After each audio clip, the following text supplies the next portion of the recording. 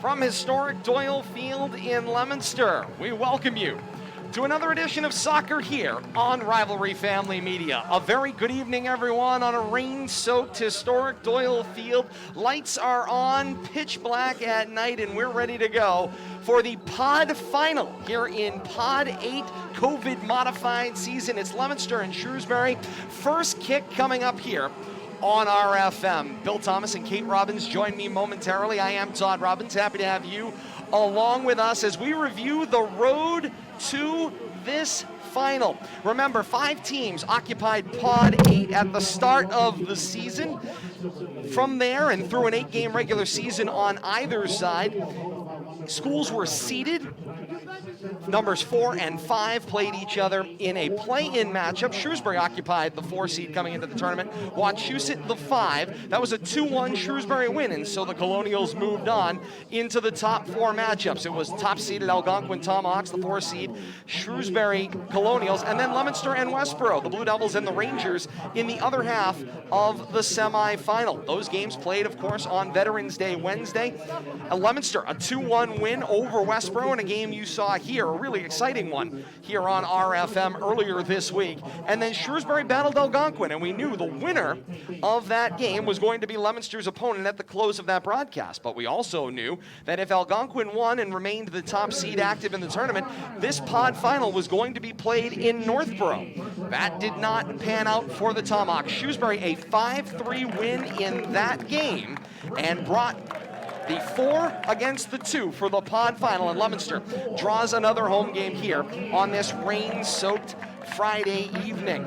Leominster and Shrewsbury have played twice through this part of the regular season, both of them in the waning days, tail end of October, a 1-0 game you saw here on RFM. Leominster topping Shrewsbury, and then a 3-1 win on the road for Leominster at Shrewsbury on November the 7th, and that really started the dominoes falling into this current situation. I welcome in my broadcast partners, Bill Thomas and Kate Robbins. We set the scene, guys. These teams have played each other already.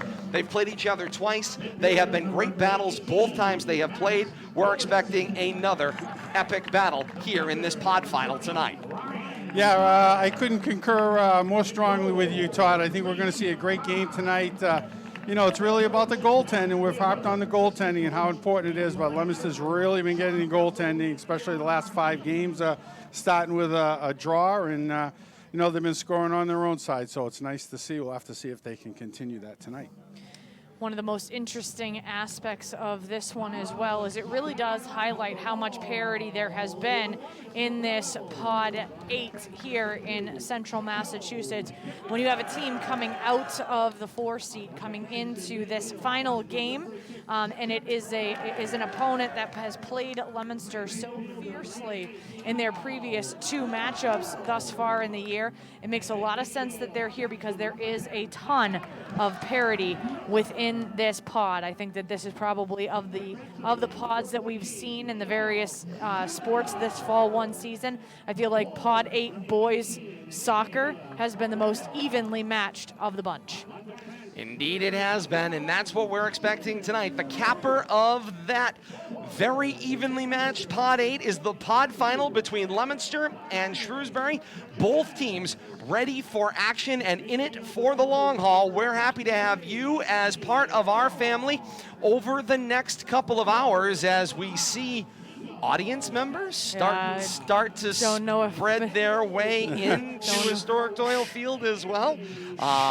Fascinating. Will be interesting to see how that develops over the next handful of hours, but we're glad to have you with us here on RFM. Todd Robbins, Bill Thomas, Kate Robbins, and happy to have you with us. First kick coming up here at Doyle Field, but first, here at Doyle Field, we join with public address announcer Dick Tucker in honoring America with our national anthem.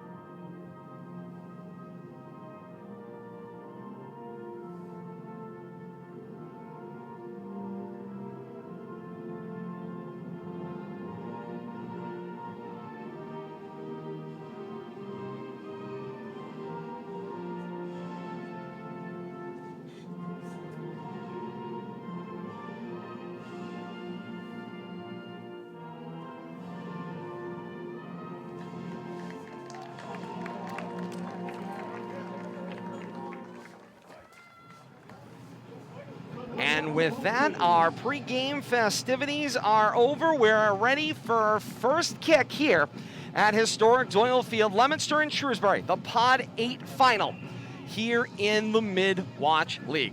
It's going to be an exciting one. Great to have you here. A mutual admiration society between these two coaches, Coach Steve McCaughey, Coach Matt Wheeler, both very much appreciate the other. Coach Steve McCaughey said of Coach Matt Wheeler, he is the best in the league as far as coaching goes, and that speaks volumes to, of course, the type of competition that you're going to see here tonight and the battles that we've seen thus far. It will be as much a tactical game and changes and adjustments that get made by the coaching staffs to motivate players. And Coach McCaughey has talked about it at length throughout the season. The Shrewsbury Colonials are incredibly well coached and incredibly disciplined.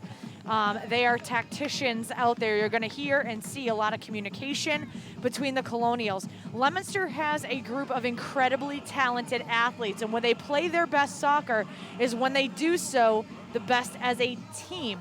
It's when you see those 11 individuals working in tandem. That's when they play their best soccer here at Doyle. And first kick belongs to the Colonials. And away we go as Shrewsbury goes left to right, wearing the road white tops, white bottoms, white socks, trimmed in Vegas gold. The Vegas gold Shrewsbury across the chest and Vegas gold numerals on the back. A tough white and Vegas gold combination you'll see as the night develops. Leominster, meanwhile, wears the home royal blue tops, royal blue bottoms, royal blue socks, all trimmed in white. White numerals front and back, Leominster across the chest, and Leominster will go right to left here in the first half of action. Flag up almost within the first minute here, or first 30 seconds, and it favors the Colonials. Bill Thomas?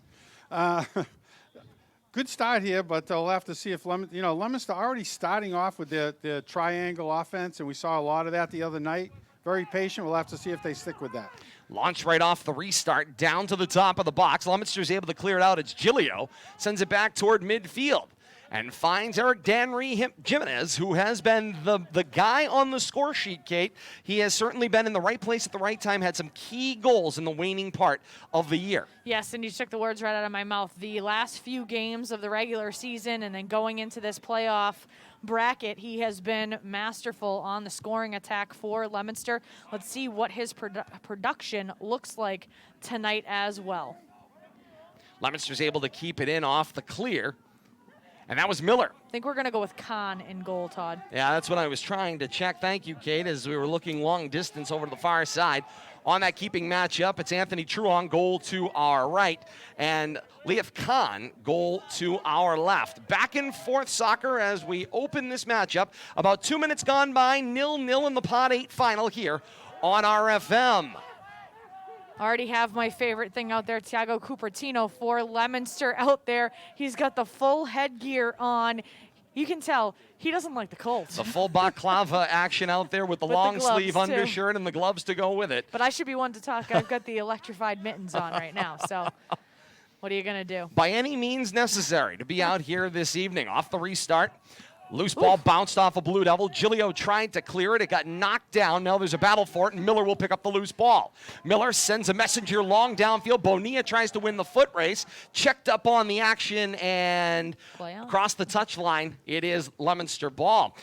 3 officials, diagonal control development tonight out there as assigned by the Mid-Wach League. So you've got the 1 center referee and then the assistant referees running the lines. They'll maintain their diagonal position. And what we saw, Kate, the other night was for certain an increase in the conversation as it relates to offsides and players needing to know where they are on the field as far as the second to last defender goes. And though I do think that you're right relative to calls for offsides, knowing some of these officials out here, we've seen them repeatedly throughout the year. I think the physicality is not going to be any less toned down. I think you're going to see a lot of play on, regardless of how physical this one becomes. So it'll be interesting to see how that third official plays relative to that. But my guess is that it's going to be a very physical game. And we already note the pace out there, fairly frantic right off the bat. I mean, we've got a lot of soccer to play, and both of these teams coming out raring to go. And both of these teams have played a lot of soccer in the last 2 weeks. So it'll be very interesting to see how their legs hold and how deep into the bench both coaches have to go in order to get the W. Leominster corner. Miller bent it to the middle of the box. Nobody able to turn on goal. Colonials trying to work the ball out. There's that matchup between Meyer for the Colonials and Cupertino for Leominster. That got chippy the last time we were here in the bowl at Doyle Field. Expect that one to get very physical and potentially need to have some help from the officials with regard to proactive officiating so that cooler heads can prevail between those two. I don't doubt that they remember each other. Yeah, no, I think they probably remember each other. Miller presses the action down through the midfield, tries to throw it out in front, not able to be run down there by Delakiai. Nice idea right there, though. Good push. Be nice if Khan turned around so we could confirm that that's him. I'm fairly confident, though. And he's got the drop kick back toward midfield. Beautiful Jump ball 46 off a yards. shoulder, and then touched forward by Truong, and then immediately sent back downfield. That was Bell. Bouncing ball, the battle here to the near touchline. Played into the middle this time. That was King. Meyer doing a masterful job there to box out the Leominster defender so that Shrewsbury can retain possession of that one. Lippert for Smith, and he drags it toward top right corner, but it will go long and wide across the end line. It'll be a goal kick for Leominster.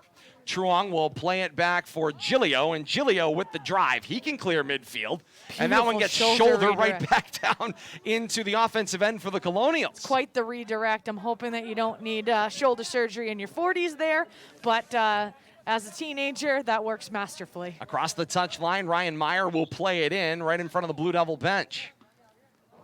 He's going to work with O'Neill. Meyer to O'Neill. O'Neill lifts it to the box. They let it play down through the middle. Loose ball run down by Booth, heading toward the far touchline, and the Colonials will keep it in play. Good control right there over on the sideline. Playing a little keep away. This is O'Neill. Lifts it down toward the end line, and Truong will run it down. And they said out of play. They say it's a Colonial corner. Interesting. Truong wasn't over the goal line apparently, and carried it over the goal line? Yeah, that's what I'm going to guess, Bill Thomas. Yeah. Apparently didn't carry long enough when it got scooped up. I know he tried to wait for it to bounce, but apparently he wasn't beyond the line. A little misjudgment right there. Once again, you have this instance where you have an official that's proximal in a two-person officiating game. They're not going to see that, but with all those extra eyes out there, it's noticeable. Far side of the box, jump ball, one shoulder, then two, played down by Johnson. Chaotic action unsettled in front of Truong. Pickett will pick it out of the air, and we'll start to move it up the left touchline for Leominster. Only momentarily before Meyer turns it back down toward net. Pickett off the chest, then the right foot, chips back out to Booth. Booth will lift it downfield, and Bonilla is on his horse, flying down the right touchline. He'll step inside the defense. Play on is the signal. Official will run over into the general area, but the signal is free kick for Leominster. Talked about that physicality, but how impressive is it to see Bonilla's speed when he can just put it into absolutely another gear and just flash and fly down the field. I don't know about you, but I wish I had that kind of closing A great speed. version of a soccer fast break right there. Yeah. No question about it. Miller is going to work with Danry Jimenez on the restart. This must be a direct. Yeah, it looks like it's a direct opportunity. Yeah. Jimenez puts the left foot and a laser beam right on net. Center mass scooped up there by Khan and run out clear. I can confirm, 0-0, that is Khan. 12.5 to play in the first quarter. No score. Leominster and Shrewsbury. The Pod 8 final here on Rivalry Family Media. So great to have you as part of our family over the next couple of hours here on RFM. Todd Robbins, Bill Thomas, Kate Robbins, and happy to have you along with us. Facebook.com/Media Rivalry for the same-day delay coverage, and then on demand anytime out there on YouTube. Search Rivalry Family Media, like and subscribe today. Delakiai able to settle it down, take a left foot shot. It was wide of the net, but it was played down by Khan, and he'll have the ability to restart. He will roll it to the near side and find Meyer. Meyer gets it right back, chip up toward the midfield line, knocked down by Truong. Now played out to the edge. There's Meyer. Scooped up along the touchline. Colonials try to play it down. That was Colby Meyer, and the flag goes up. It's across the touchline. Possession is Leominster's. Action slowing down just a little bit here. Everybody's taking a quick breather. Again, it's been fast-paced action all throughout this first quarter. Truong sets up Cupertino, swatted down in the midfield. Pickett will lift it long downfield and con out to make the fair catch right at the top of the box. Who plays it into the middle of the field. Yeah, dangerous right place, there. no question about it, You Bill don't want Thomas. to do that. It looks tempting. Colonials will send it downfield, streaking on the play, crossing on net, and boy. just able to lay out with the fingertips is Truong. How That quickly developed. that turned into an offensive push. And that was Colby Meyer who got to the loose ball. And Coach McCaughey said in our exchange today, that's the player that Leominster defensively was going to be focused on. Somebody lost track of him, and he streaked loose and got a shot on net. That materialized instantaneously. That looked as if Shrewsbury is going to be going into transition into the offensive zone, and all of a sudden, boom, shot on net and laser precision on the part of Meyer there. I cannot believe how fast and quickly that developed. Lippert got another opportunity there, and he lifted it long to the back hill toward the upper field. Goal kick for Leominster on the restart. Truong is going to play it back for Gilio. And Gilio this time keeps it low on the turf. It's knocked down by Dowling, middle of the field. Meyer plays it back toward the midfield looking for some help, and Bonilla picks it off there. Tried to find a connection coming through the middle of the field. Wasn't able to connect with Halstead, and the Colonials turn the tide. Back and forth goes the action. Knocked down by Bonilla. Handball called, and it'll be Colonial ball. Colonials doing a really nice job maintaining possession of the ball in their offensive end. They've done a really nice job retaining possession. Working that triangle over there, much like we've seen Leominster do the past couple of games. Good ball control, creating a free kick over here off the handball. Their communication is impressive. Johnson with the lift downfield, knocked down by Meyer in a pack, blue to Swarm, and Truong will lift it out to the middle of the field. Bouncing ball was knocked down by O'Neill, and then Leominster tried to clear again. It crossed the touchline, and the flag favors Shrewsbury.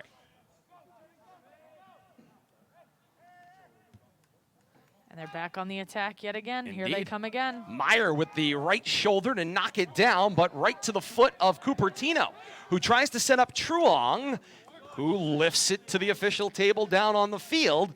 And that one's across the touchline back for Shrewsbury. And Kate, it seems like Leominster right now caught a little bit back on their heels, and they're just trying to desperately clear the ball from their zone without making those smart connections downfield. You can see right now they're kind of pinned into their defensive zone, and they're treading water. It's all they can do right now just to get that ball out back to midfield. Right now they are not winning the midfield battle, and right now Shrewsbury doing all it can to try to keep it and maintain offensive possession. Nice stop by Jimenez to send it down left touchline. It held in.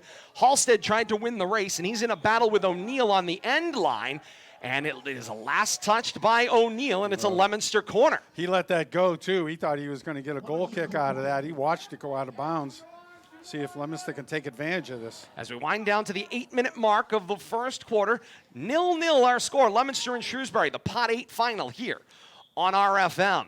This is Jimenez, sets up Miller, drag it to the middle of the box. Kahn comes flying out to poke it out of the air. He out-leaped everybody. Great play. And now Leominster tries to reverse Fields to then hopefully turn the tide, and it gets picked from behind. Only temporarily, Booth sets up to knock down the tide and drive it back down to Leominster's offensive end. Miller gets bodied off the play. It's the other thing, Kate, I'm noticing from the earlier battles that we've seen between Leominster and Shrewsbury. Shrewsbury very much trying to assert their physicality in this game. They've got about a foot and a half height advantage in almost every situation, and they are playing the physicality up. Shoulder to shoulder, it's all legal. But I am noticing they're trying to impose their will physically out on the field. Well, they give some away in the speed game. Leominster clearly winning the speed battle, and as you said, so that means the strength of Shrewsbury is going to be their ability to body up on the up against the Blue Devils. I'll let you jump to the middle of the field. Yeah, knocked down there by Miller. Still up in the air. Finally settles to the field. It's chipped out.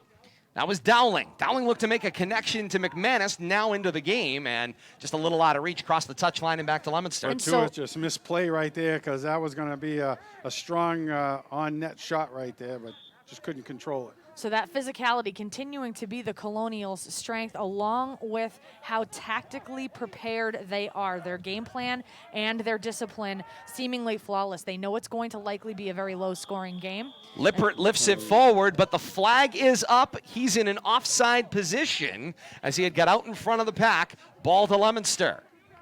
And so I think you're going to see this be the game plan for the Colonials for the entirety of the game. They're going to try to control and maintain possession of the ball, and they're going to use their physical advantage, that height and that muscular advantage that they have, because they're not necessarily always going to be able to keep up with Leominster on a fast break, and that's Leominster's advantage. They're able to score incredibly quickly and kind of just sneak in there and take the ball, especially Bonilla.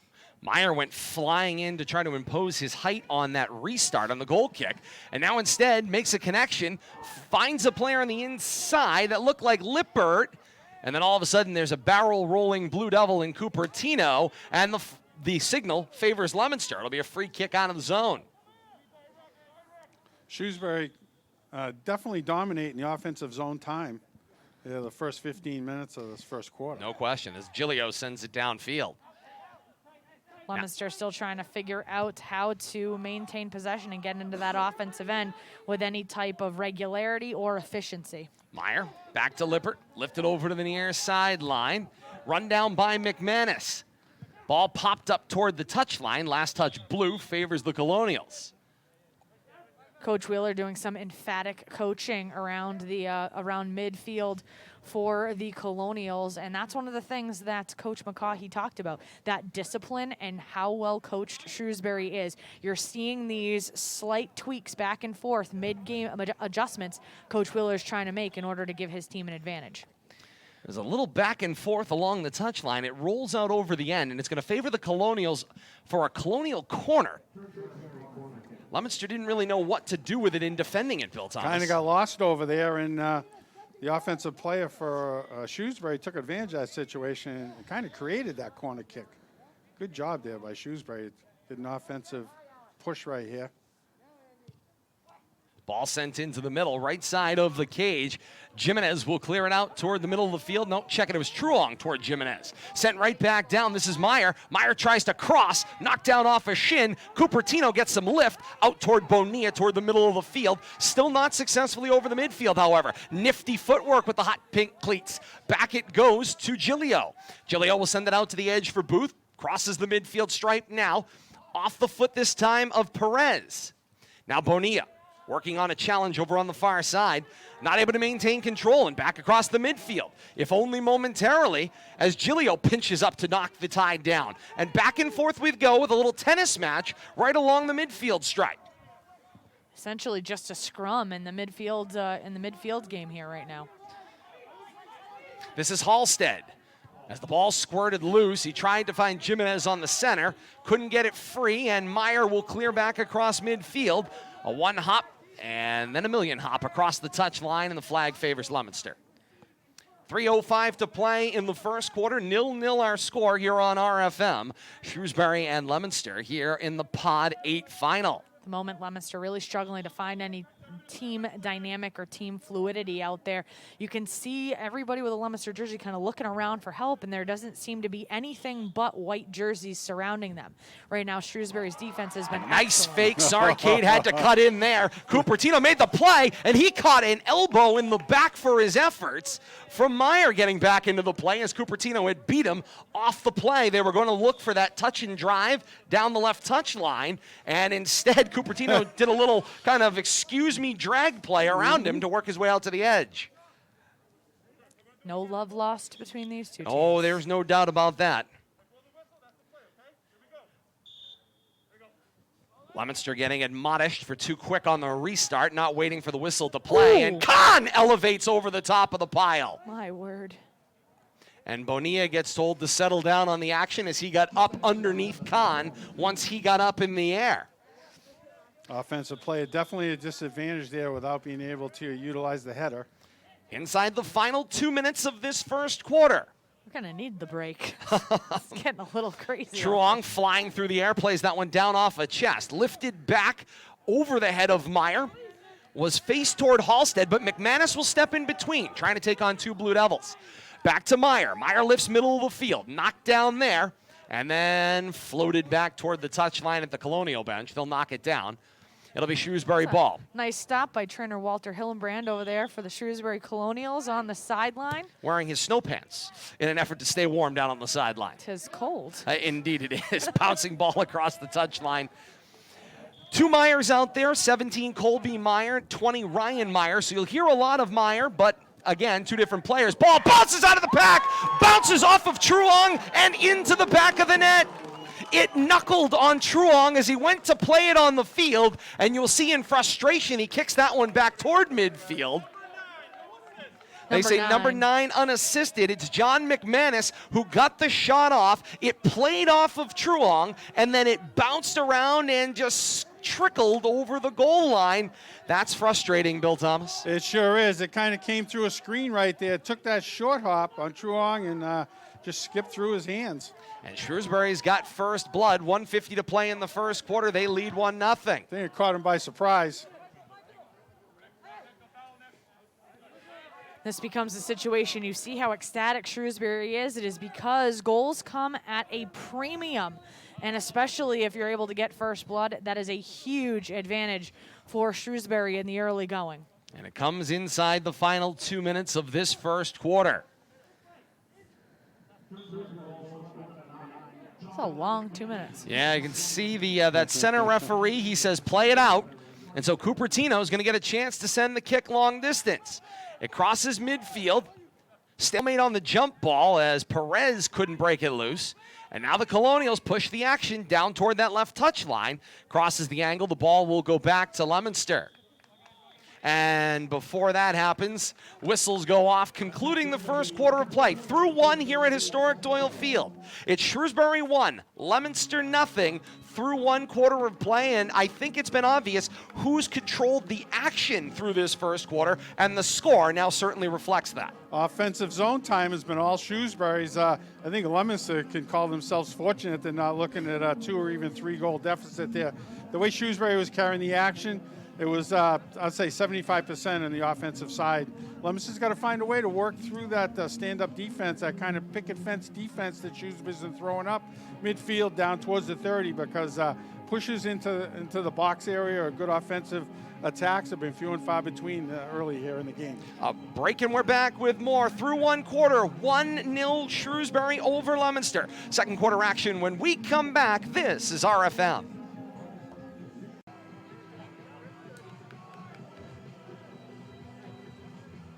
And back we begin, second quarter action here on Rivalry Family Media. Todd Robbins with Bill Thomas and Kate Robbins, and happy to have you a part of our family. 1-0 Shrewsbury through 1 quarter, second quarter action about to get underway. Leominster will control the first kick as we get set to start second quarter action. And Kate, we were talking about it during the break. Coach McCaughey said it. It is hard to beat a team 3 times in a season. Yep. And if nothing else, for Coach Matt Wheeler's bunch, that certainly had to be a motivation. And they've come out with fire and fury to open the first quarter. It's the ultimate bulletin board material. All that Coach Wheeler had to do was put 0 and 2. And that's all Shrewsbury needs to know. That's all the motivation that they need. So what you're seeing is in between quarters here, Coach McCaughey for Leominster really having to fire his team up.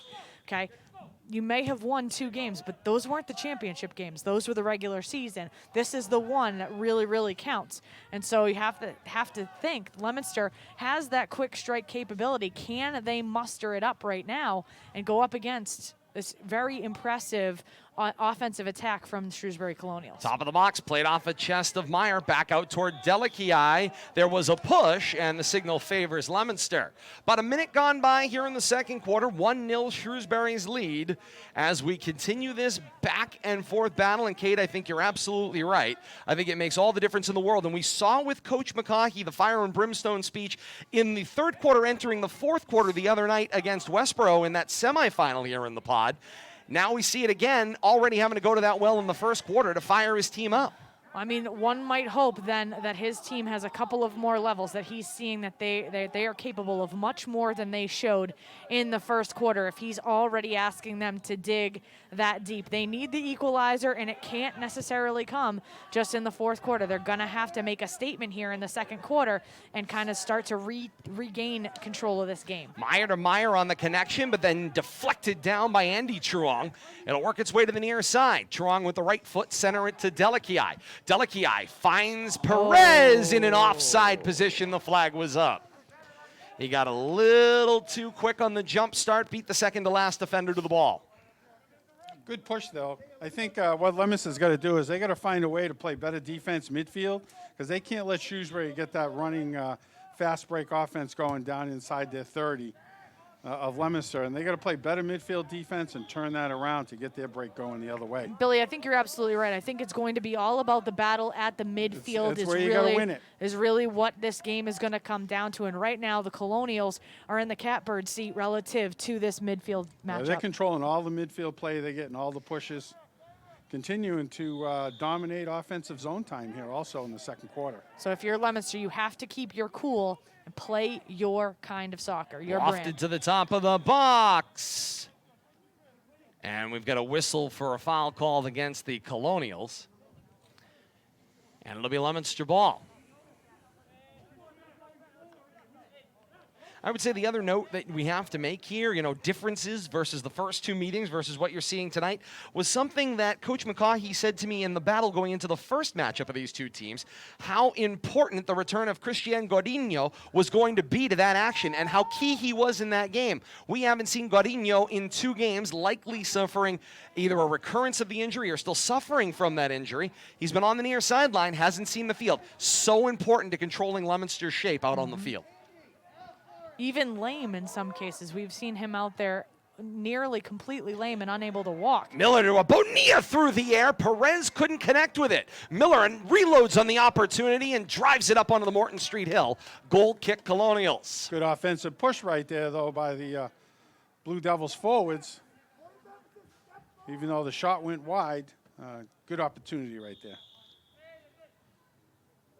Just about 4 minutes gone by in this second quarter and a 1-0 Shrewsbury lead. Cupertino flies through the air to play that one down. Now the loose ball, misplayed by Truong. Truong has to go back to Pickett at point-blank range. Now Pickett comes to the edge, across the touchline, and it's a giveaway to the Colonials. One of the things we've talked about in Leominster's, streak toward the tail end of the season, that multitude of wins in that 4-game winning streak, is just that symphonic method that we saw in their connection, where just one instrument played right off of the other. We're not seeing that right now out on the field. No, right now you're seeing 11 different humans that really want to win a game rather than a single entity out there really working together trying to win this game. And it's not a knock. It's just one of those things where, it plays to their strengths when they work together in harmony. And it's one of the things that Coach McCaughey had talked about last week, really wanting to try to work on and really harp on. And we saw it, as you said, in that streak of wins. And right now we're not seeing a ton of it. And it's one of those things where, again, you have high school students out there. They're all working toward a similar goal. They're all working toward the same thing. But right now they're doing it as individual athletes rather than kind of that symphonic or that amoebic entity. Ball was deflected back across the touchline off the goal kick, and it will favor the Colonials. They've matriculated it to the middle of the field. But that's not to say that could click in at any time. We've seen that. Leominster has incredible, fast, quick strike capability on offense, and as soon as it really gets going, you'll see it. And so do not give up hope. Leominster certainly has the ability, both individually and as a team, to make every effort here to equalize and then get into the lead. There's Robillard looking out to the edge, couldn't make a connection there for King, and across the touchline it goes, and the ball back to Leominster. Once again, good offensive push by Shrewsbury on a takeaway in the middle of the field, just couldn't get that position to get a shot off. Truong floats it out to Cupertino. Cupertino drives it to midfield, and this is Rob Meyer, plays it back down.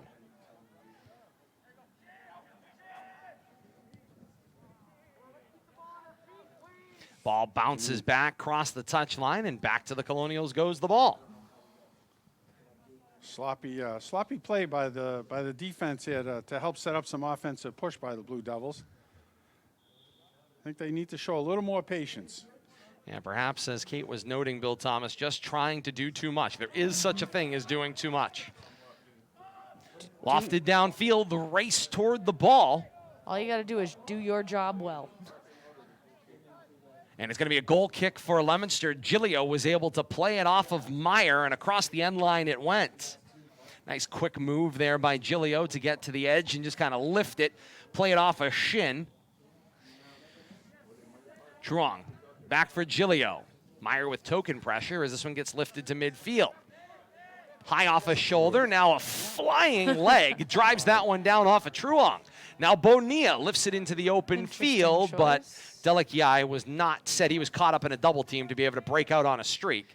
And so Khan will play it from the left side. And that's one of the interesting things. You see some interesting decision-making on Leominster's offensive end to dump that ball in that fashion directly to Khan on behalf of Bonilla rather than letting something develop. Let that play develop.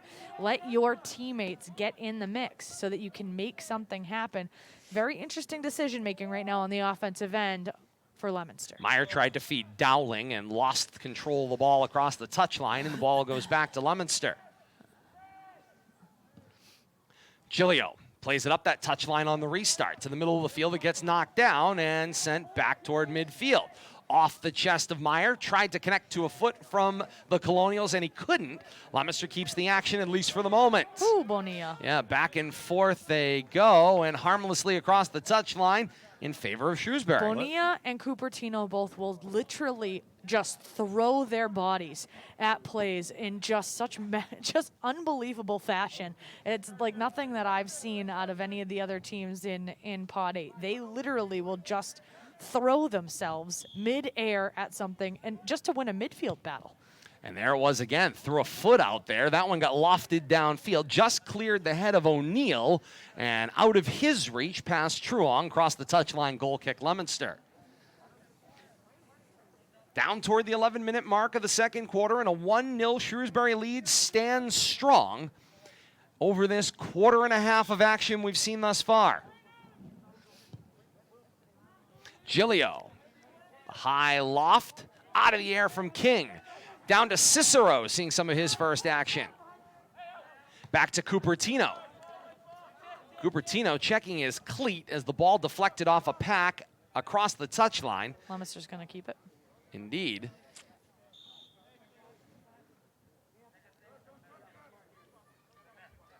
Miller will get it off of the Truong touch. He was challenged, so he couldn't send it downfield. So Miller's got to play it to the middle of the field once he gets loose. And able to connect with Bonilla. Ooh, okay. Bonilla throws an elbow in the back. Down goes the Colonial in a pile. There's a player down, and a whistle will stop action. 10:26 to play in the second quarter. 1-0, the lead for Shrewsbury. Trainers and coaches out off the sideline to check on the downed player. Number 12. Thank you, Bill Thomas. Able to get a look at it. Cam Smith down on the play. The action was behind the center referee. Teams will get together. They're going to check him out as well. We're going to step aside. 10:26 to play in the second quarter. Shrewsbury 1 and Leominster nothing. More to come. This is RFM.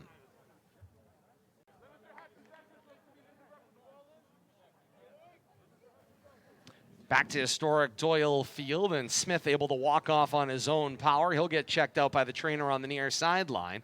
10:26 to play in the second quarter. 1-0 Shrewsbury's lead. When the action was blown dead, Leominster had possession at the spot on the field, so the officials have replaced it there.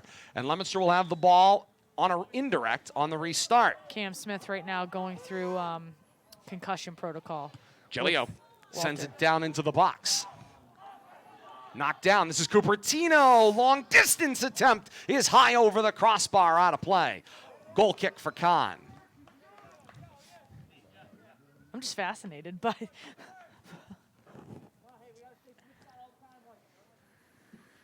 action coming to a screeching halt here in the last few minutes. Indeed, under the halfway point here of the second quarter. Cicero kind of surprised by that one as it kind of landed in his lap. Poked it by Delakiai, looking for Bonilla, not able to do it. Colonials touch it back toward midfield.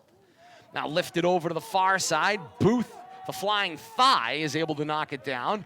And then chipped out of play there by Braun over on the far sideline. Needed help from the other Leominster defenders, but nobody was in the neighborhood at the time. Leominster doing a little bit of a better job maintaining possession in the offensive end. Still trying to figure out how to penetrate this stifling Shrewsbury defense as of yet. Battle in the midfield as the Colonials turn the inbound back. And now the battle knocked loose. Cupertino in a race to meet Meyer and Truong. Leominster pulled off the play. Meyer stepped around him, able to keep the play alive. King will send down for a connection in the corner. It was poked away. It goes across the touchline near as Giglio challenged, and it will be a Colonial restart. He'll have the throw. McManus, the goal scorer, will return to the action.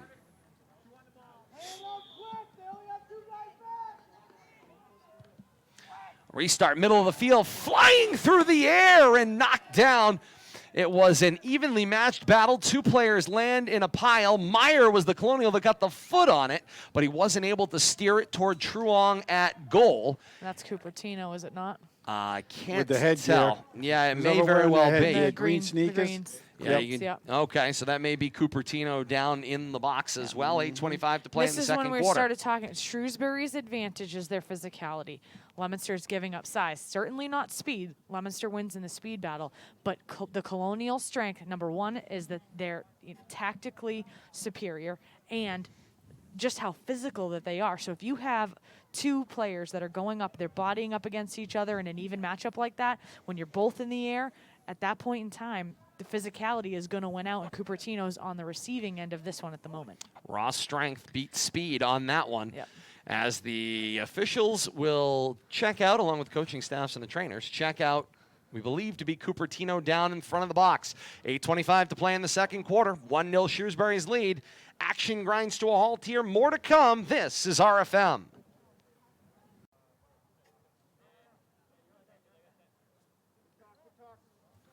As Cupertino is helped off the field to the near side, we return here on Rivalry Family Media. Happy to have you along with us here on RFM as we restart with 8:25 to play in the second quarter and a 1-0 Shrewsbury lead. And right off that restart again, Leominster tries to go long distance. No connection made, although the Colonials chipped it out on the touchline, so Leominster has made it at least to midfield. They'll have it on the restart. This is Miller. Floats toward the top of the box. Delichii out jumps.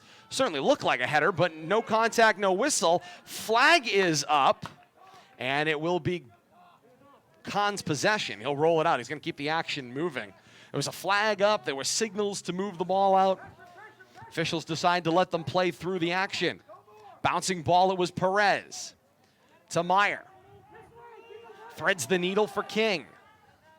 King, middle of the field, challenged by Miller. Now King gets loose, lifts one downfield, long and over the end line. Goal kick, Leominster. Good idea, though. Shrewsbury continue to carry the action. Controlling that midfield still, you know, we commented about that earlier, Kate, and I don't see any change right now in what's going on at midfield. No, not yet. Leominster's had a few productive offensive possessions, but I think you're right. Right now, Shrewsbury is winning that midfield battle, and they're also winning the battle on defense. Delichii out jumps everyone, plays it off a chest, then comes down and shoulders it on. It ends up on the right foot of Bonilla, who shanks it across the touchline, and this one will go back to the Colonials. He did not get an initial piece at it, took a second swing of the leg, and sent it skeetering across the touchline, and the ball will go back to the Colonials. Looked like that punt from the Ravens punter last night. Went straight right. Guy getting paid millions of dollars. 17-yard punt. Sometimes it doesn't work the way you want it. Not as easy as it looks. That's right. You got one job. Still not easy. Inbound. Lifted off the throw. Nice forward shoulder move right Indeed. And Miller keeps battling forward and then gets cut down at the shins. Tangled up right there. And so it'll be Miller's kick on the restart. I have to imagine this should be some form of a direct. Looks like it.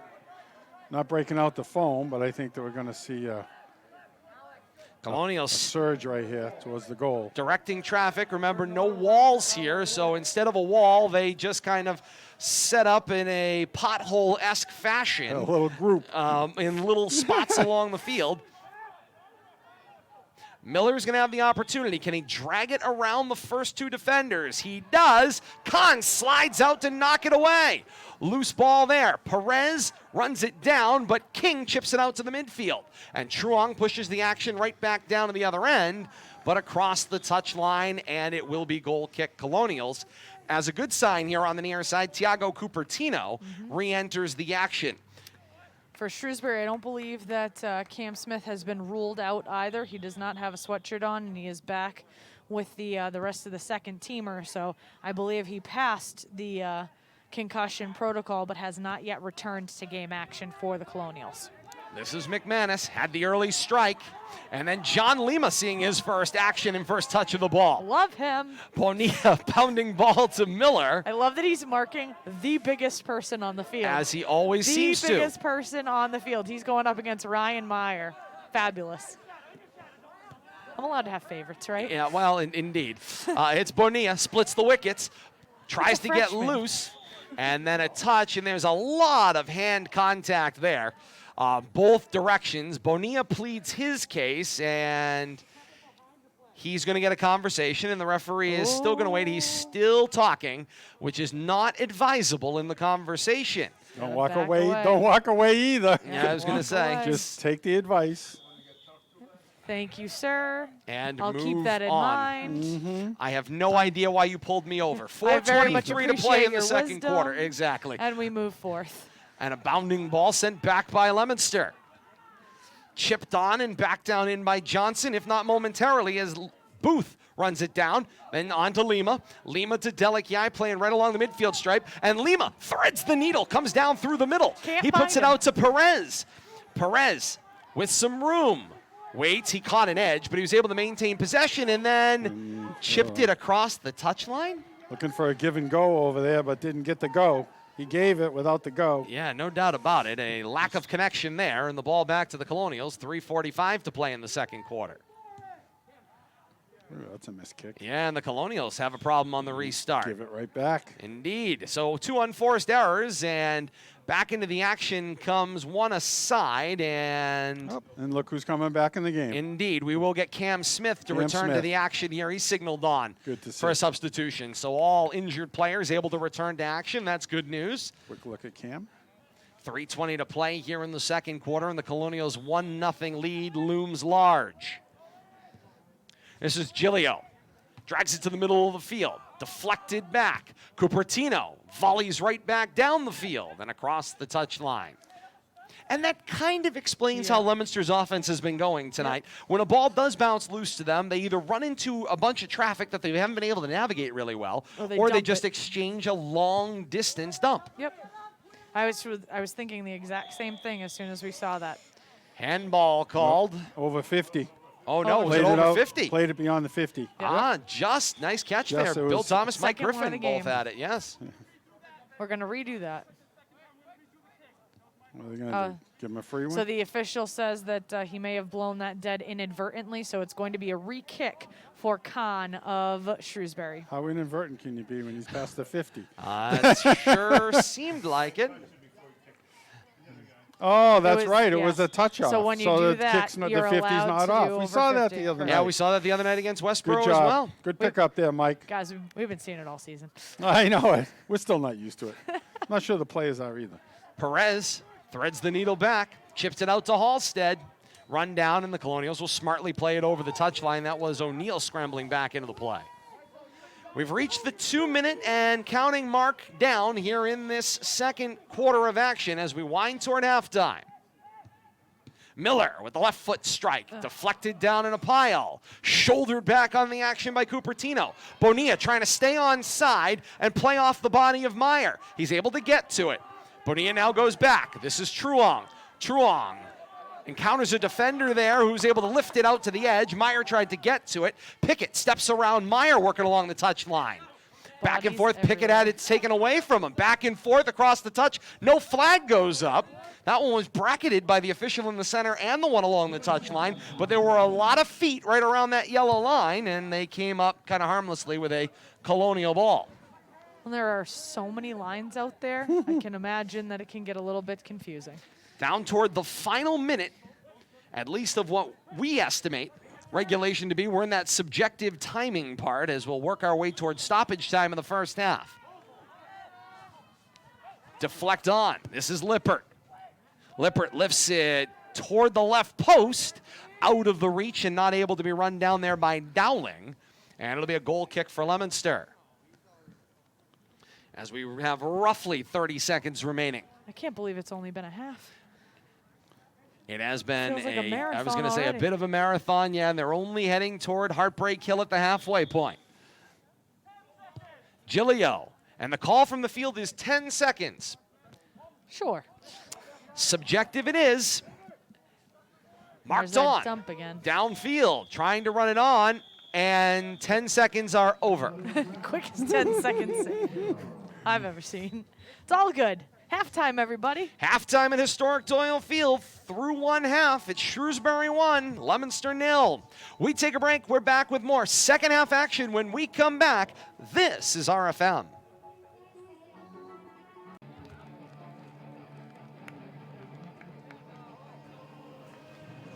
Back inside historic Doyle Field for second half action. The Pod 8 final here on RFM. So great to have you with us. Hopefully you're warm wherever you are as we stay warm here at historic Doyle Field. The moisture has pretty much evaporated from the atmosphere. It is a beautiful dark night, but got that chill of the November air. We've been waiting for it.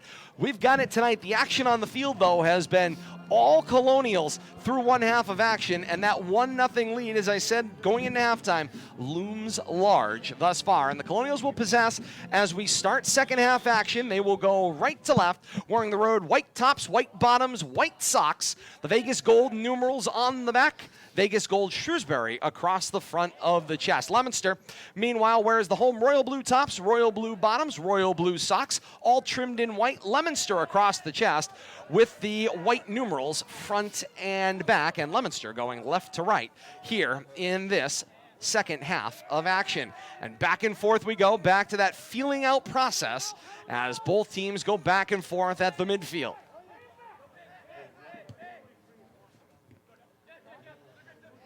Colonials play it forward. Ball knocked down, tried to jump out of the way. Now coming to the near side. That was Griffith. Griffith finds Dowling, and from the pile, shot comes on the cage from Lippert, and it is smothered by Truong. Jack Griffith, a lot taller when he's on the near side than the far side. It's like, holy cow, who is that? A lot taller when he's up close and personal. No question about it. He's a tall human. Coach Matt Wheeler is starting half a basketball program as you look out across the field. 18:45 to play here in this third quarter. Did he talk to Coach Machado and grab his center, his forwards? My word. Goal kick coming up here. Truong's going to play it back. Leominster's and pace. Gilio launches down toward midfield. Sorry about that. No, that's Leominster's pace deliberate here as they restart action. Well, no hurry is necessary here. I mean, Nope. you want to avoid the scramble that could happen. You've still got plenty of time to find that equalizer. Here we go, making something Bonilla happen. for Perez, gets bodied up on, and it's possession Leominster. Going to get a free kick out of this. Good opportunity. Leominster exhibiting a little bit more patience in this offensive possession, looking around for their teammates, trying to make something happen, winning that midfield battle, and now looking to attack here in the offensive end. Cupertino not happy about something, though. So it's going to be a direct as you'll see them start to set up blocks. Remember, no walls allowed here in this COVID situation. The officials got to keep them somewhat apart. Miller's going to get the signal to play. Miller will lift. Top corner, and he strikes! On the free kick, Miller picked a target and stuck it it in the top corner. What a shot, top left corner, just like it had eyes. 17:22 to play in the third quarter, and a whole new ball game. 1-all, Leominster and Shrewsbury in the pod final.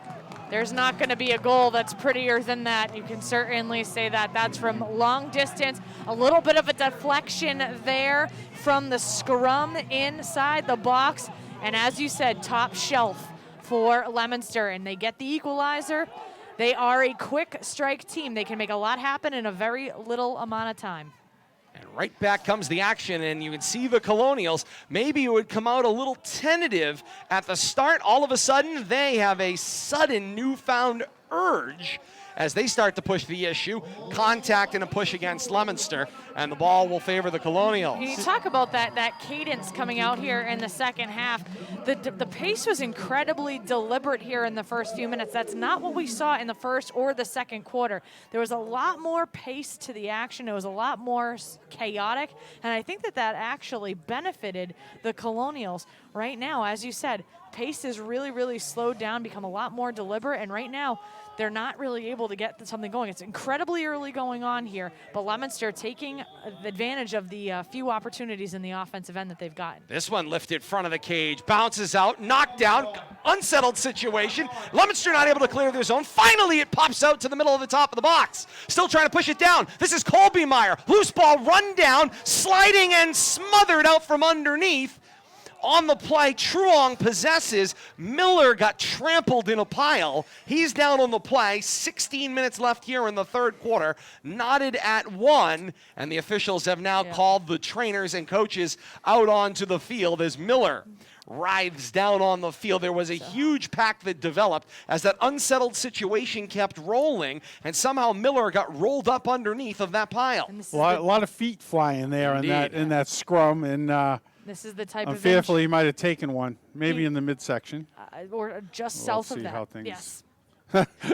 Just, well put, Kate. Just south. And so This is one of those injuries that all the boys go doubled over for. Wind knocked out of Miller as he gets checked out down on the field. 16:01 to play in the third quarter, Hopefully he's and okay.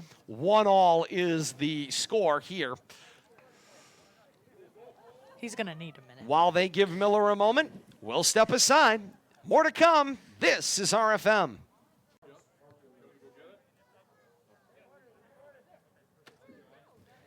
Back to historic Doyle Field in Leominster. 16:01 to play here in the third quarter. Teams all knotted up at 1, and the development here as Miller gets helped off the field. He will get carried off. It looks like it's a lower extremity injury based on what they were doing and his inability to place weight. And the trainers will continue to work on him over here on the near sideline.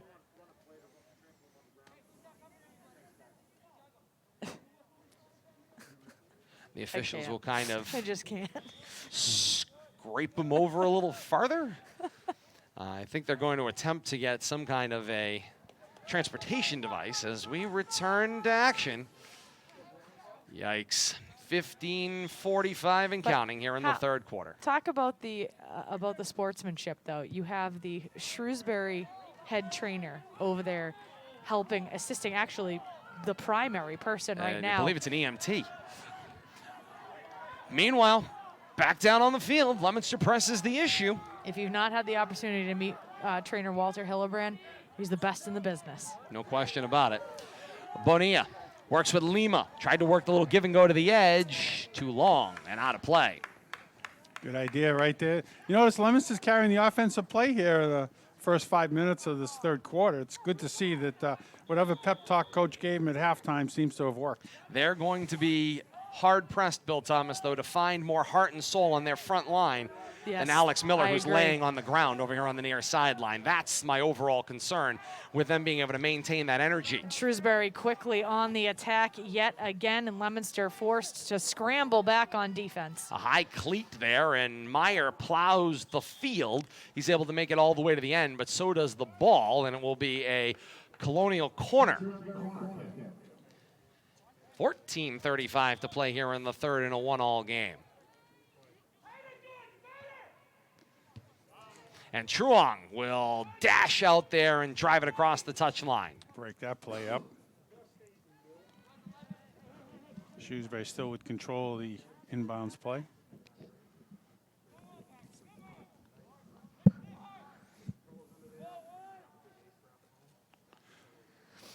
Definitely seems like the momentum has swung here, though, in this third quarter.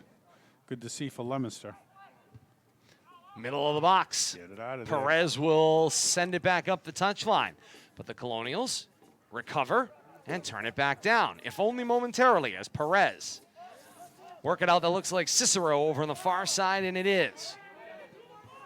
Back down the middle of the field. Sliding play made there by Giglio in the open field. I believe that's a COVID modification, no slide tackles. Yes. And so I'll find that, but yes. He made the slide to keep the ball in play. Slide stop, though. I was going to say, he wasn't tackling anybody, It but was a slide stop. I suppose the maneuver amounts to about the same. Yep, a violation to attempt or to slide tackle. The result is an indirect kick. And the indirect is what is setting up. Look at me, everybody. Look at you A go. little soccer has been discovered over the last 9 games. Meyer curves it on net, slides it inside the post, and rattles the back of the cage. Once again, short hopping the goalie there and just bounces under his outstretched hands, it looked like. Who do we have on the goal? No, the goal scorer is Meyer, and Meyer from Lippert. What number is Meyer? Meyer's 17. 17. 17 from 10 is the official call. Trying And to that get a was look the at him. restart pair as Lippert chipped it forward, put it on the foot of Meyer, and Meyer drove it downfield. And now Leominster's going to have to Quick press reset. yet again and 8 try to from make 10? something happen. Word is 8 from 10. Whoever 8 is.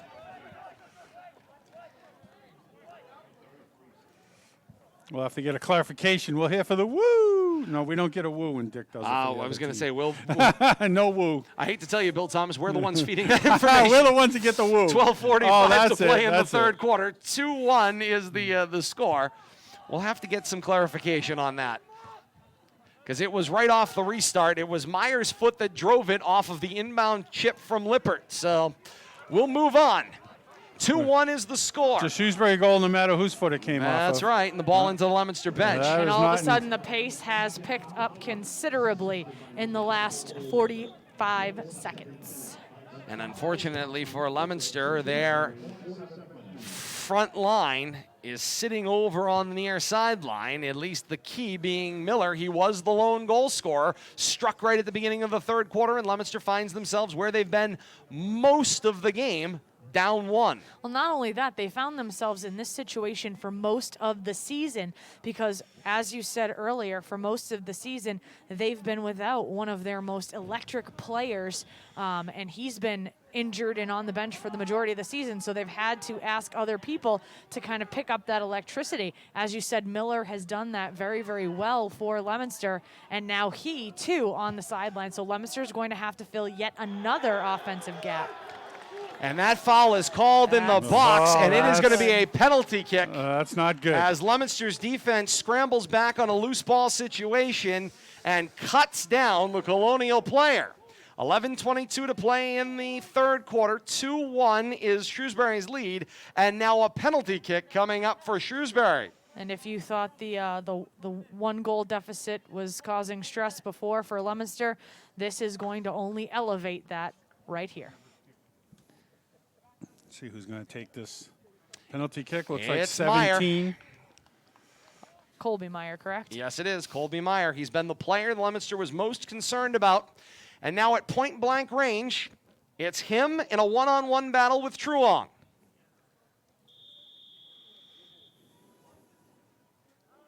He'll be able to pick his spot. Can Truong guess the same way? He goes low left, and the goal goes low right.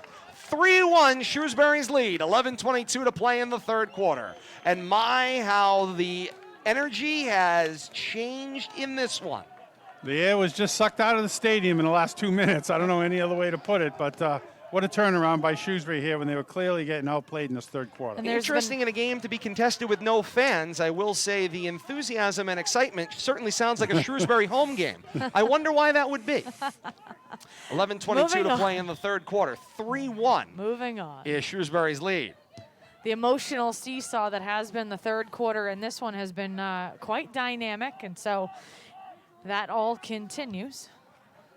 And Leominster's now going to try to press the issue. The problem, Kate, as you pointed out a little while ago when all of this went on, Leominster is now once again without their 2 all-state players from last year, and Alex Miller out now with an injury, and Christian Godinho, who has been down on the sideline as well, and both of them not able to be a part of this action right now. And this is going to be where Coach McCaughey's bunch really does get pressed more and more. With all that experience that all these other players have gotten, it's going to be incumbent upon them to push the issue. Yes, you're certainly right, and you can see right now that that the experience is something that they are missing out there.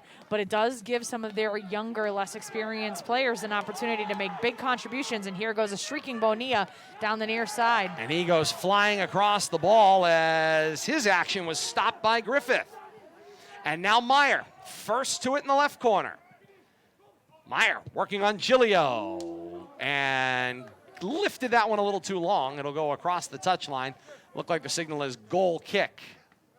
Halfway through the third quarter in a 3-1 Shrewsbury lead. And Colby Meyer is somebody that Leominster is going to really have to key off of. He has been getting a lot of really quality touches in the offensive end. They're going to have to be caught. Ooh, and a push. And Perez with the push. That was Create blatant. space. Indeed it was. That was blatant. And so it'll be Colonial ball. And the frustration is starting to boil over with the blue and white. Blue Devils getting a little desperate here, chasing balls. Johnson will start. Good form. Launches it toward net. And Trong had it all the way. And he'll make the catch. And he'll pooch it back toward midfield, where it'll be knocked down by Perez. Perez looks out to the wing. Bonilla's in a race with Griffith, and Khan covered and was able to play it. And a nice job there by Griffith to kind of play a little possum there. He stayed back, which didn't allow Bonilla to chase the loose ball. Yep. Well, and again, Shrewsbury's not going to win the speed game up against somebody as quick and swift-footed as Bonilla, so having to make a mid-game adjustment there so that he's not able to have that quick strike capability by streaking down the near sideline. Down the right edge, Colonials lift front of the net to left post, nobody there. Second opportunity away, but in front of the net, it's Meyer again. He strikes. 8:27 to play in the third quarter, and it's 4-1 Shrewsbury.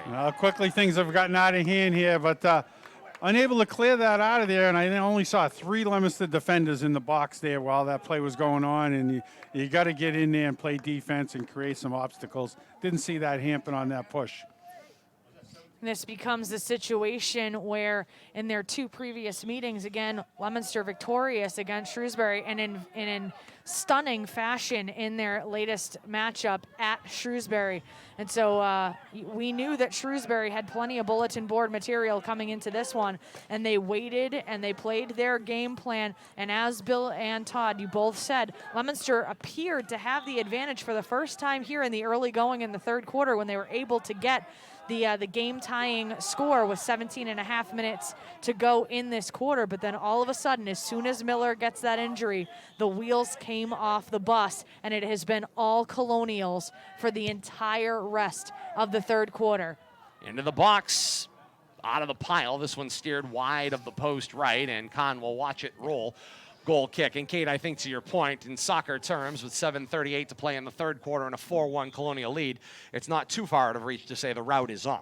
Well, and you're absolutely correct there. If you're Leominster, if you're Leominster's coaching staff at this point in time, you need to just chip away. If you're able to chip away, keep it close, and then you're able to get those quick strike options and opportunities, you take advantage of them. But you're not going to be able to get 3 goals back in one kick. You're going to have to make it happen incrementally. And so they're going to have to just chip away here and take advantage of any and all offensive opportunities that Shrewsbury allows them to have, because right now Shrewsbury is simply going to be content to play catch at this point. They're just going to, 4-corner stall it at this point in time. And so they're content to have a very slow pace and just eat the clock at this this point. And it seems like since they got out, as this one gets out in front of Bonilla, Bonilla turns the strike. It skips in on Khan. He knocks it down, and he will now fall on it. Playing games with those rebounds in front there, just daring the Blue Devils to come after him. It takes up a chunk after chunk after chunk of time. And I think the Colonials right now, and as we saw leading to that fourth goal, or their 3-goal margin that they were able to just add to with Meyer, they're willing to let Leominster basically make the mistakes, and then they'll just capitalize on the mistakes of trying, in some ways, to just do too much. Yep. And I mean, and this is one of those situations, if you're a young or an inexperienced player, or if you are new to a leadership position on a team and you see two of your most senior leaders injured and on the sideline, and you're in a championship game, you are of course going to try to pick up that mantle. You are of course going to try to play your cleats off. But what ends up happening in some of those instances is that effort, sometimes it leaves a tactical disadvantage, but you're a little too aggressive. You make a few too many mistakes, and a team like Shrewsbury, considering how well coached and how disciplined they are, they're going to smell that in the water, and they're just going to say, okay, you want to be overly aggressive, okay, you want to make those types of decisions, and you want to kind of play with reckless abandon, then guess what? We'll just sit here and wait, and when you give us the opportunity, we'll take full advantage of them in the form of Colby Meyer alone. And it's not as if Colby Meyer is an unknown entity to the Leominster Blue Devils. He was the person that Coach McCaughey said that they needed to make sure that they had eyeballs on for the entire game. And right now, the Colonials are showing that discipline, and they're showing their tactical and technical ability to just take over a game by allowing you to make the mistakes and allowing them to capitalize on them. And it speaks volumes about this being the 4th seed in a 5-team pod as to just how dominant this Colonial team was, and what you can say of creating a playoff out of 5 teams in a pod. Yeah, it really doesn't mean those ranks at the end of the 8-game regular season in all directions were fairly meaningless. It was a whole bunch of 1 seeds that were spread out along this pod. When you talk about the amount of parity from these 5 teams, it's absolutely unbelievable. Like you said, it might as well be 5 1 seeds going up against each other in a battle royale, WWE style, when they just keep calling in the next 1 seed, calling in the next 1 seed. It's been a phenomenal season to watch. This 2020 Fall 1 season has been amazing, because you earnestly, when you go to the bowl, when you go to the field, you have no idea what the outcome is going to be. So it's exciting in that aspect, because you really do have 5 1 seeds battling each other every single night. And then it also shows that, in any given game, you're making or breaking your season. Shrewsbury has had to do a lot of work in order just to get into this game. And then on top of that, they had their bye week put them having to play a lot of soccer in the final game of the regular season, plus they had to play the play-in game to get into the semifinal. Then they had to beat the 1 seed in the semifinal to get to this final championship game. And right now they have a 3-goal lead, which says a lot about how the action has gone as Khan pulls this one out of the air.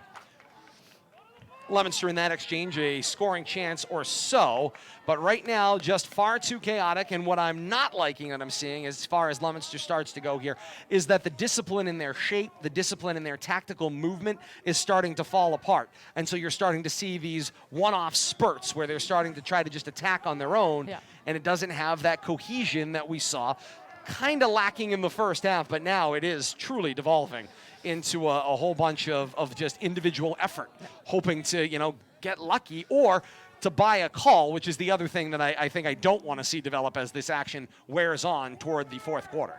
And one of the things you have to remember, at this point in time, it's a move where they are clearly in a position where they're having to resort to that.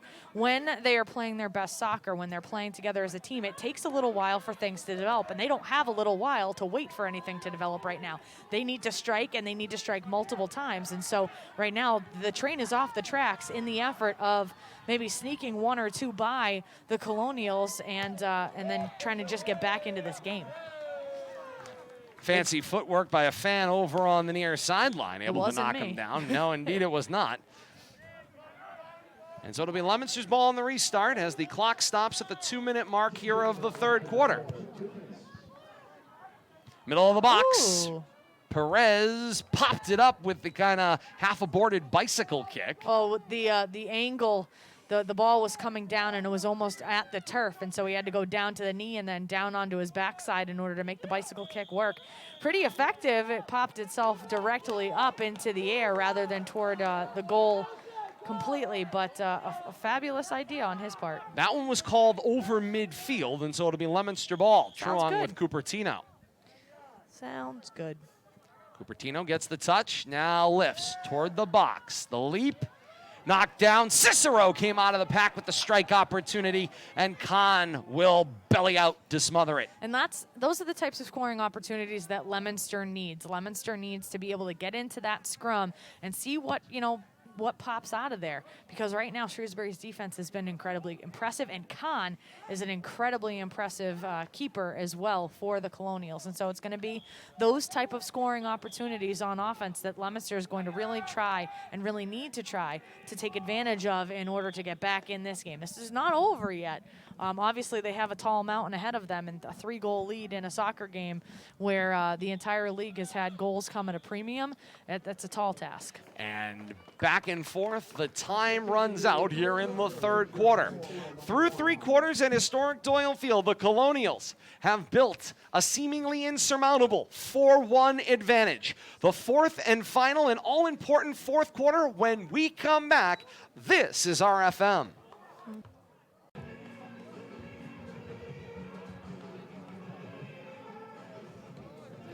Back to historic Doyle Field in Leominster. Fourth quarter on tap. 4-1 the lead for Shrewsbury on top of Leominster as we start this fourth quarter. And Bill Thomas, we were talking about it coming into the conclusion of the third. A long mountain to climb for the Blue Devils here in this fourth quarter. Not insurmountable, but seemingly insurmountable in soccer terms. You would like to think that if you watch Shrewsbury score 3 quick goals that you could repeat that. It's a possibility, not probable, but possible.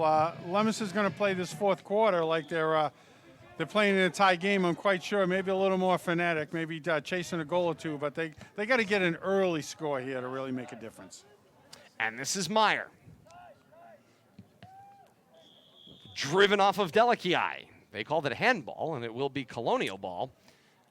19:40 to play here in the fourth quarter, and a 4-1 lead for Shrewsbury.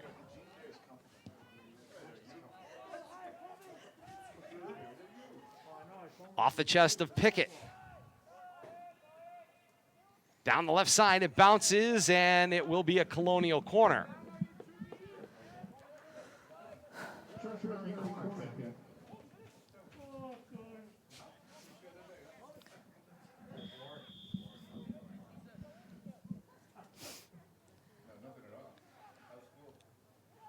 They're weaving out, work its way toward the post, and Truong will play it down. Opportunity for a goal kick here, and you can see Leominster moving quickly here. Yep. Only a minute gone by in the fourth, but there is no time to waste.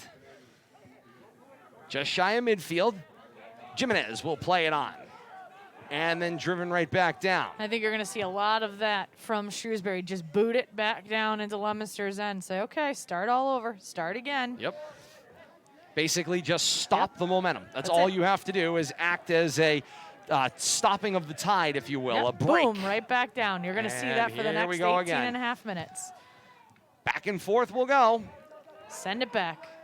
King tried to chip it forward. He gave it away this time to Cupertino. Cupertino throws it out in front of Bonilla. Can Bonilla run it down on the near wing? He got position. There's a battle for possession here. Back and forth they go. Bonilla comes out with it, if only momentarily. Truong wasn't able to pick up the loose ball once he turned it. And again, driven toward the touchline by the Colonials. 2 minutes gone by here in the fourth. Just dump it out. Dump and chase, and possibly you'll end up with a break if you're Shrewsbury, because you know Leominster's pulling everybody up. Shrewsbury's going to dump and then not even bother to chase at this point. I was going to say, they've gone into the best equivalent would be a prevent defense. Certainly don't need to press the issue. Nope. Here's Pickett. Pickett will turn the action. Near side for Truong. Truong back for Bonilla. Bonilla flipped it to Lima, who is not presently in the game. They say the ball was last off of Shrewsbury, so it will be a Leominster restart on the touchline. All right. Truong will connect with Cupertino. Cupertino curls to the top of the box. Off his shoulder, out of the air by Jimenez. He used the outside of his foot to swat that toward net. It cleared the top of the crossbar. It'll be a goal kick Colonial. 3 minutes gone by in the fourth. Good opportunity for the Blue Devils there, just couldn't convert.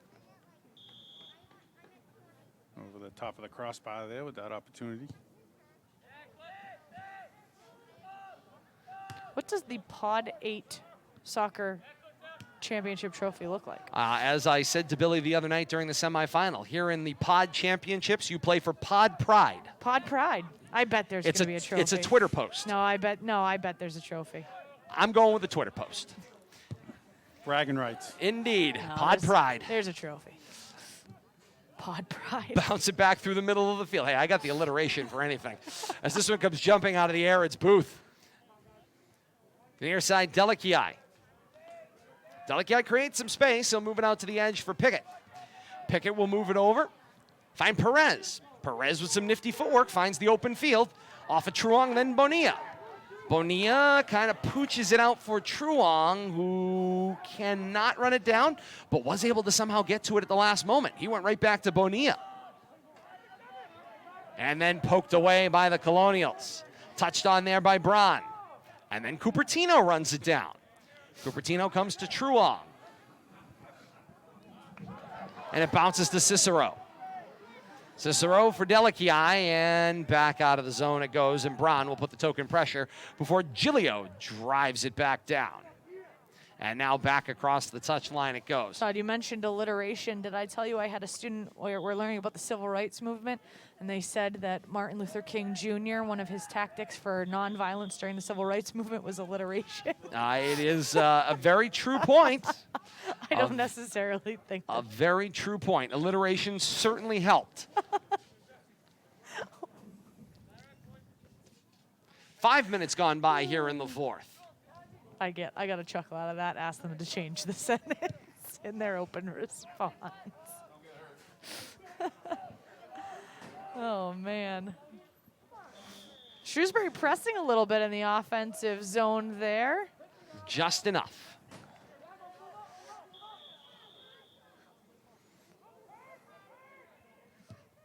And up through the middle of the field. Shrewsbury's been sending in 1 or 2 second teamers as the action continues here in the fourth quarter. So with every starter that re-enters the game, the starter has also been going in with a second teamer as well. So some white jerseys that have not seen a lot of action thus far in this game, getting some minutes here in the fourth quarter with that 3-goal lead for Shrewsbury. And again, if the tactical situation calls for you just to dump it back out of your own end and just flush it back out beyond midfield, then with a 3-goal lead, the second teamers are coming in as well. 13:50 to play here in the fourth. A 3-goal advantage for the Colonials. Pickett through Meyer. Now to Delakiai. Delakiai finds his way between the Colonial defense. Now works the ball out to the edge for Perez. Perez tried to center. Denied. Loose ball bounces back to Cicero. Cicero chips it toward the touchline. And Leominster not able to make the connection. Ball back to Shrewsbury. 13:15 and counting here in the fourth. Shrewsbury running fresh bodies on. 3 subs there. Yep. They're subbing, Mike. They're not wasting time. This would be the basketball equivalent of the 4-corner stall. Find ways to pass it around the edge. No shot clock in soccer. So just keep moving the ball and keeping Leominster from attacking. That's all you need to do. The clock is your friend as you wind down toward 12:45 to play in the fourth. Use the sideline, use the out of bounds, use everything, Yep. every tool in your toolbox. Doesn't right matter where you kick it as long as it's out of your defensive end. And now Pickett from Giglio. Sends it parallel down to Perez along that left touch line. Perez to the box, looking right post. And the Colonials, Khan botches the clear, and it's a Leominster corner. Perhaps a break for Leominster that they could use. This would give them some life if they're able to get anything going. I think he felt he couldn't catch that because it came off his own player. He tried to body it. Cupertino faked it. He was being challenged. Second opportunity, launched to the box.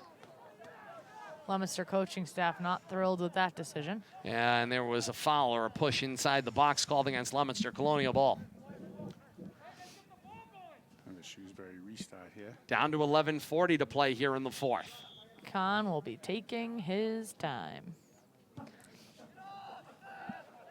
It's going to be a long... Ooh, McManus took that one off the chest and then neck. off the face. Ouch. Yeah. Add insult to injury. Yeah, official has to blow it dead, and it's a turnover to Leominster. That can't feel good in this kind of weather, No. right off the chin like No, that. that's, that hits like a boulder. Like a frozen ball, if you will. Ooh. Yeah, it was a high cleat Yep. up around the head, and so the ball back to Shrewsbury. Now things are just getting a little sloppy all around. Yeah, this is one of those moments here where it feels like the inevitable is starting to take over. But it's going to be a long 11 minutes till we get there.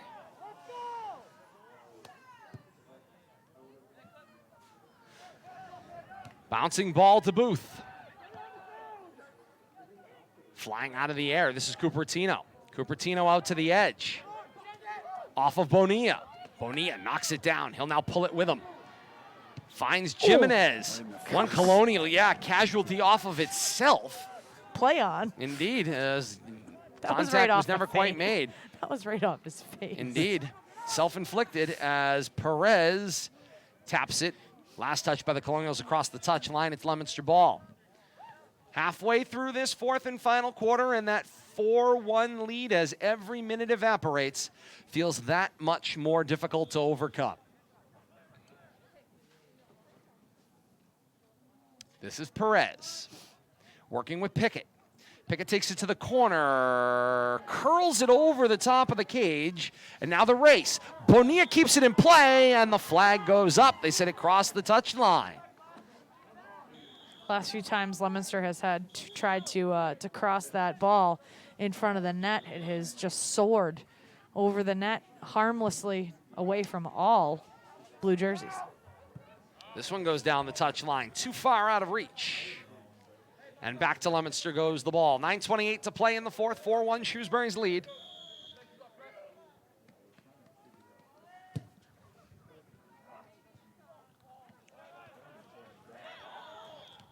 Whistles, handball, Leominster ball. Leominster player pleading his case. It was my body. To no avail. No doubt about it.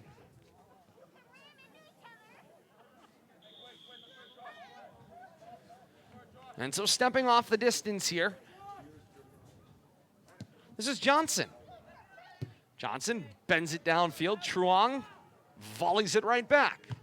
Jimenez gets this face out of the way. He's able to deflect it and keep it down in play, but is not able to run it down in the corner. 8.5 to play here in the fourth quarter. What'd I miss? You haven't been far away. No, I've been right here. Delikiai takes it out of midair. Knocked down by Meyer. And Meyer on the run out. Oh, never mind. My bad.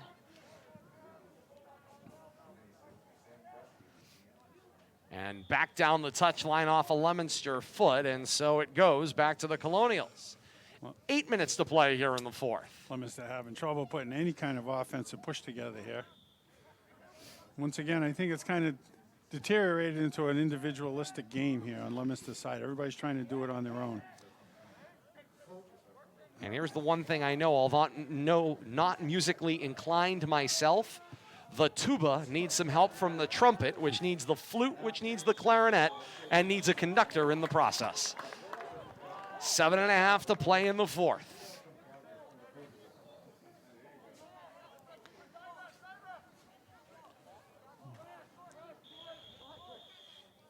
And let me not leave the percussion section out, too. Sometimes you need a little triangle. Well, my favorite musical instrument is the howitzer.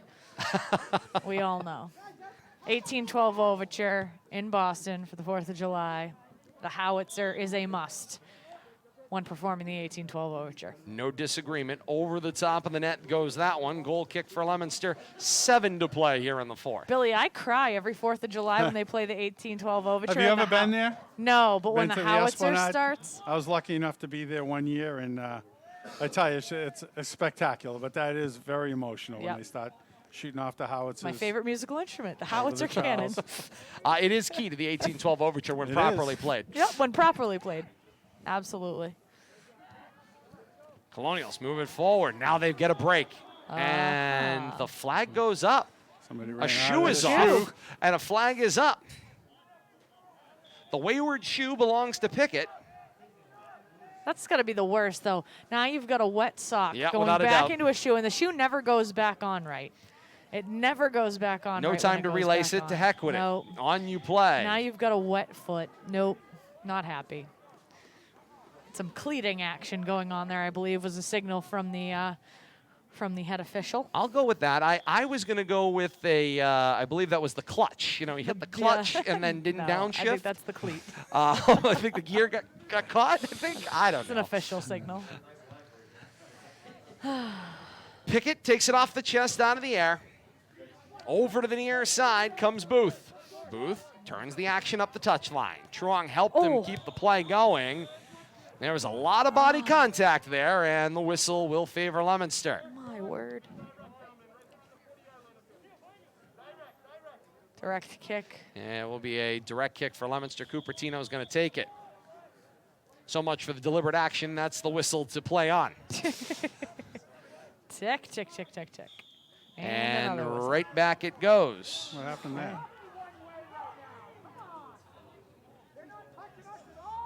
A little curious on what happened, how they let that ball go through. Coach McCaughey little going to odd. try to get his 2 cents in here on the lead official as we pass the 5-minute mark remaining here in the 4th quarter.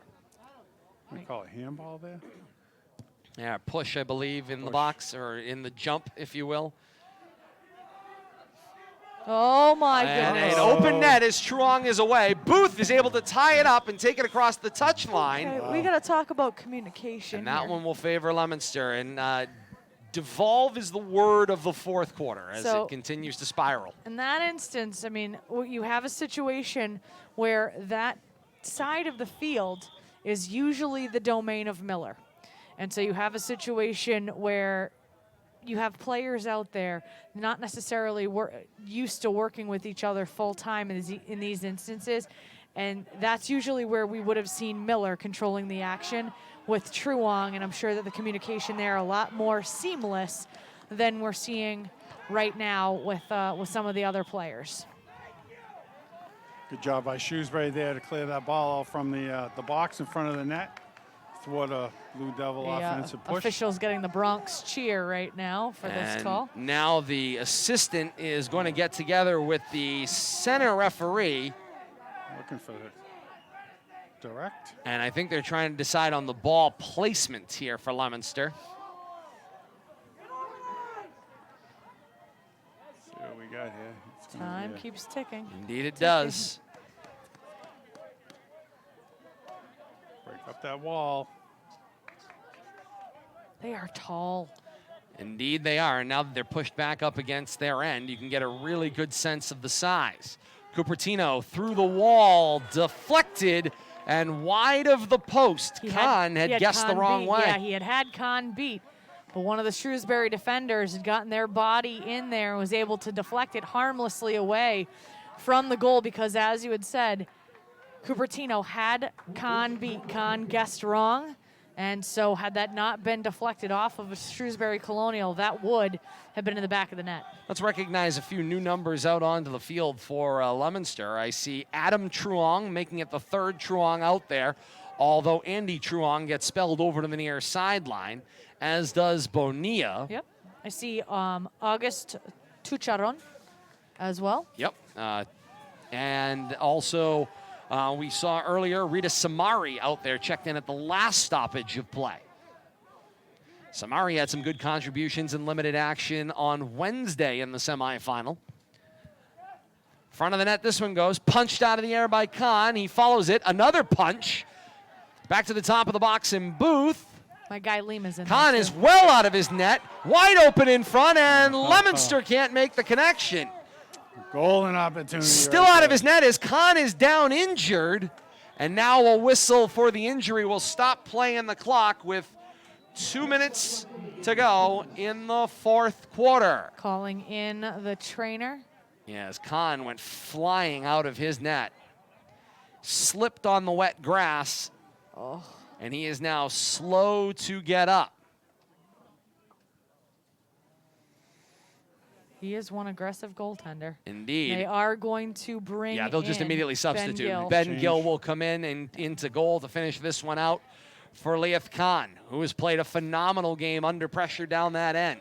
You know he doesn't want to come out, but I think he said he took it at the bottom of the chin. Walter talking to him about what happened.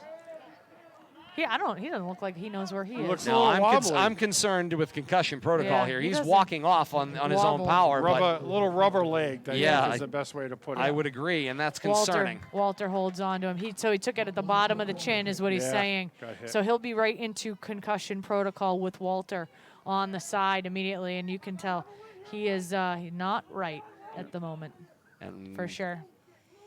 Trainer Hillenbrand will steer him over toward the bench in the concussion protocol as we are in the subjective and inevitable final 2 minutes of this one. Bouncing ball, it'll be a Leominster corner. 4-1, the Colonial lead. They are on their way to what would seem like, when you look at it on paper, the improbable 4-2 after downing 1 win of this Pod Pride Pod Championship. But again, hard to state, and we can't say it enough, and we'll say it probably more before we go off the air, hard to say that any team in this Pod 8 was a seed lower than a 1 seed, as Gill gets the first opportunity to make a save, and he'll scoop that one out of the air.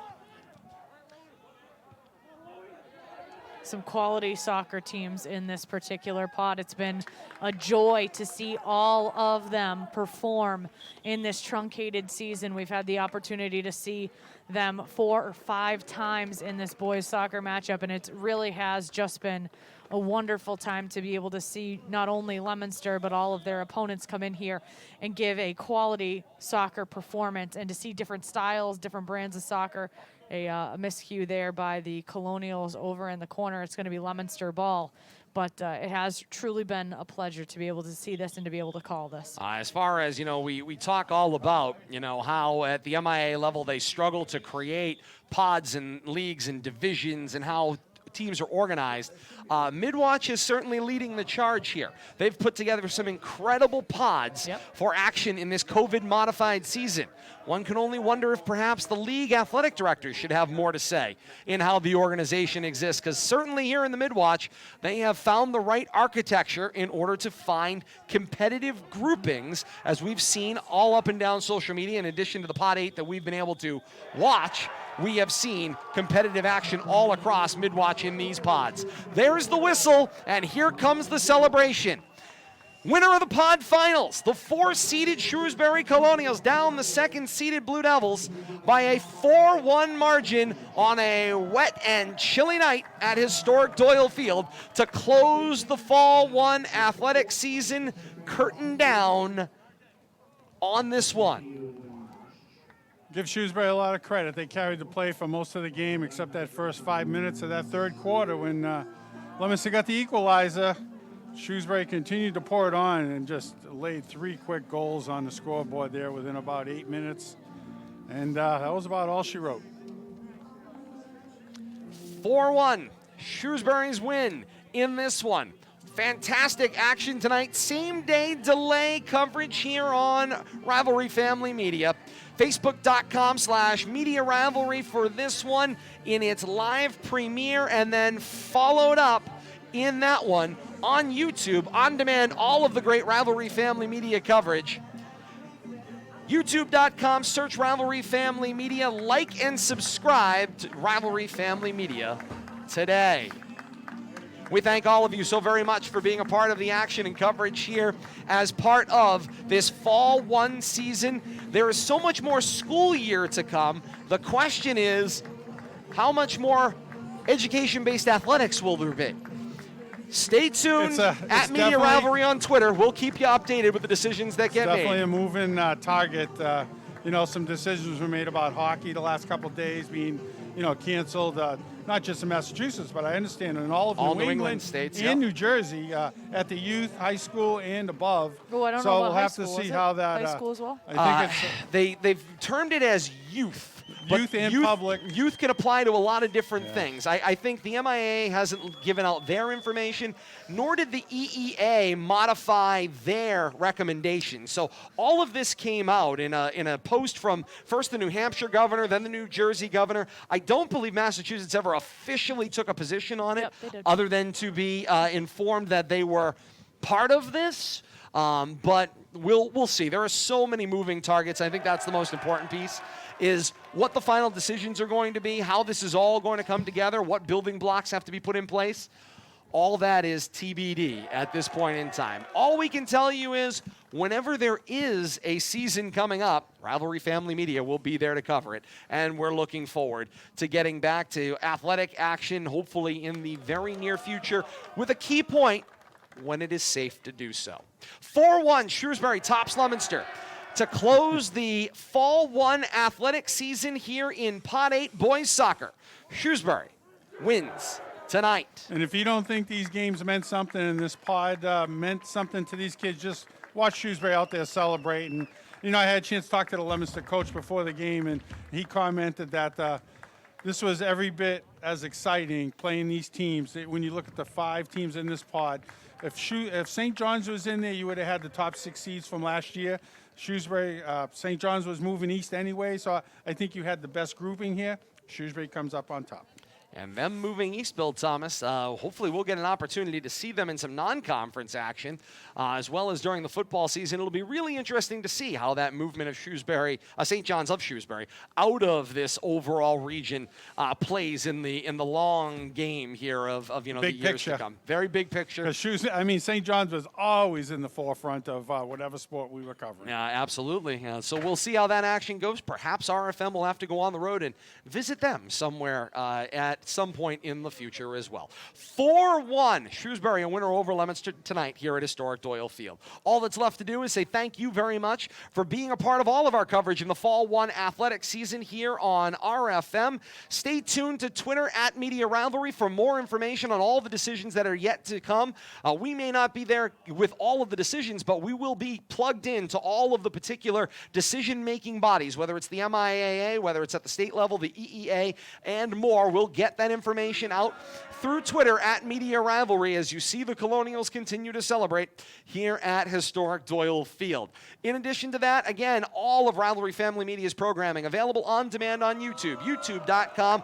Search Rivalry Family Media, like and subscribe today. Anytime we post a broadcast, you can get notified on your smart-enabled device, and we're looking forward to that, as well as facebook.com/Media Rivalry for the same-day delay coverage. What we can tell you is, whatever comes out of the winter season to come, Bill Thomas, once we get back inside the friendly confines of the gym at Leominster High School, live action returns to Rivalry Family Media as well. So all that to come, things to look forward to.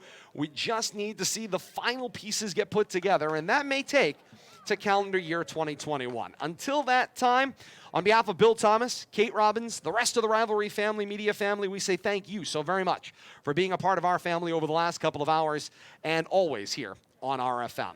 On behalf of everyone, I am Todd Robbins, and until next time, so long, everybody.